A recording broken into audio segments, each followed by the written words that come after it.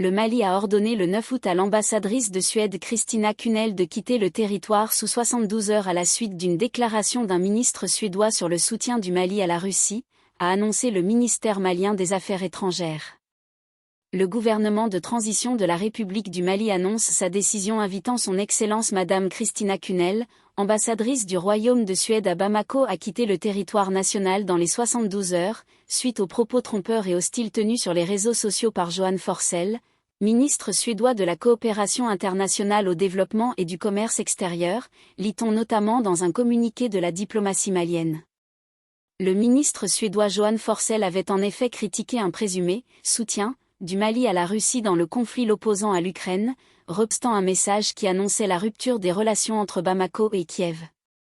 Le gouvernement a donc décidé de progressivement mettre fin à la stratégie d'aide bilatérale de la Suède au Mali en 2024, avait-il écrit le 7 août sur X.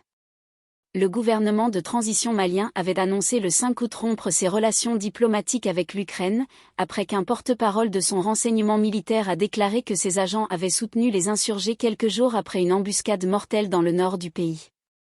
Bamako avait fustigé une « agression flagrante », estimant que les actions de Kiev, violant la souveraineté du Mali, dépassent le cadre de l'ingérence étrangère. Grave ingérence ukrainienne le 27 juillet dernier, un groupe d'assaut des forces de sécurité maliennes, accompagné de soldats russes du groupe Wagner, avait effectivement été pris en effet en embuscade par des insurgés Touaregs à proximité de Tinzawatine, près de la frontière avec l'Algérie. Au lendemain de l'annonce par Wagner des pertes subies dans des combats au nord du Mali, le porte-parole du renseignement militaire ukrainien, GUR, avait déclaré le 29 juillet que ses agents avaient aidé les rebelles en leur fournissant les informations nécessaires, et pas seulement des informations, qui ont permis une opération militaire réussie contre les criminels de guerre russes, jurant que d'autres étaient à venir. Dans la foulée de ces déclarations, le Mali et le Niger ont annoncé tour à tour la rupture de leurs relations avec ce pays. Les deux nations africaines ont annoncé par ailleurs la saisine du Conseil de sécurité de l'ONU.